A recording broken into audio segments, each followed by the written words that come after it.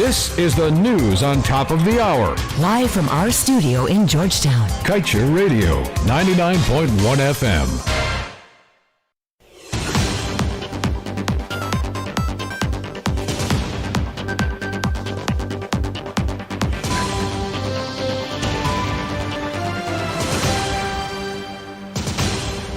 Good evening. Welcome to this evening's newscast on Kaieteur Radio. I'm Kevin Smith. Let's get to the news in detail. ExxonMobil-led consortium operating in the Stabroek block has already extracted some $1.3 billion in crude oil from the Liza-1 oil field being produced by the Liza Destiny oil vessel. In contrast, Guyana has for the first half of the year collected a total of 1 million barrels entitlements, amounting to some $200 million at the average world market prices for the year. The country in August last received payment for its seventh oil lift to the tune of $79.6 million, the largest single oil payment that the country has received to date. Meanwhile, ExxonMobil is also boasting that for the first half of the year, it spent some $93.8 million directly with Guyanese companies for services ranging from the provision of foodstuff to engineering. In other news, the government of Guyana has been steadfastly propagating the idea of a gas-to-energy project that is supposed to reduce not only the nation's fuel import bill, but significantly reduce the country's greenhouse gas emissions as a transition fuel towards the goal of 100% renewable at some point in the future. What has, however, been lost in the public debate over the pros, cons, and feasibility of setting up a natural gas electricity plant is the fact that it was never intended to be a natural gas plant alone, but in fact a dual-powered plant using both natural and heavy fuel oil. This much is documented in a cabinet paper back in 2018, where the executive was asked to finalize a landing site for the gas pipeline that is expected to pipe the associated gas to shore.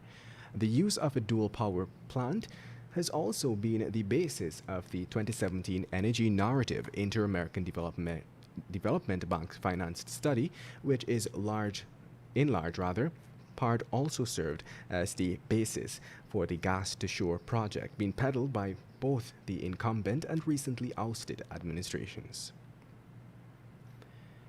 And moving on, the PPPC administration under the Ministry of Public Works recently awarded a contract for $2 million to a local company named Total Solutions for the supply of 2 additional air bridges for the long-ongoing Chedijagan International Airport project.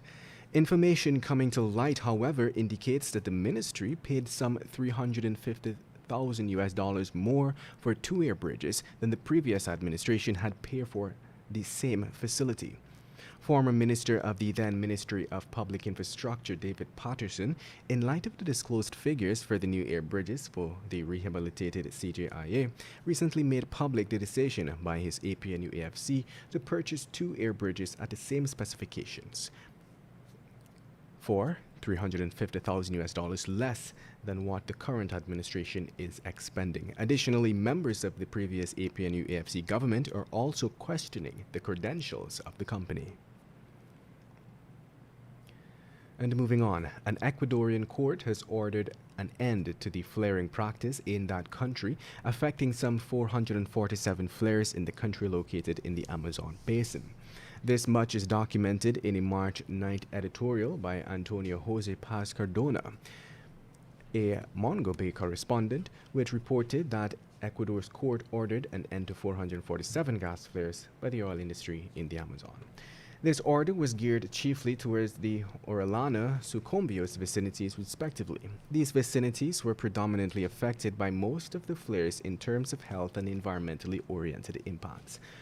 Cardona denoted that Pablo Fajardo, a lawyer, represented 9 girls who had petitioned for the elimination of flaring by the oil industry to burn off natural gas for the aforementioned vicinities.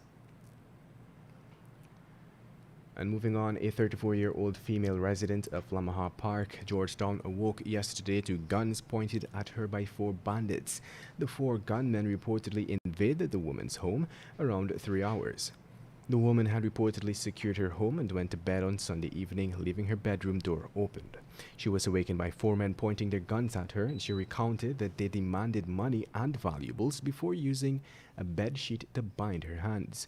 The men then ransacked the house and stole 3 Samsung smartphones valued at $165,000, a television set, and a wood drill. And with that, we've come to the end of this evening's newscast. I'm Kevin Smith. Thank you for listening.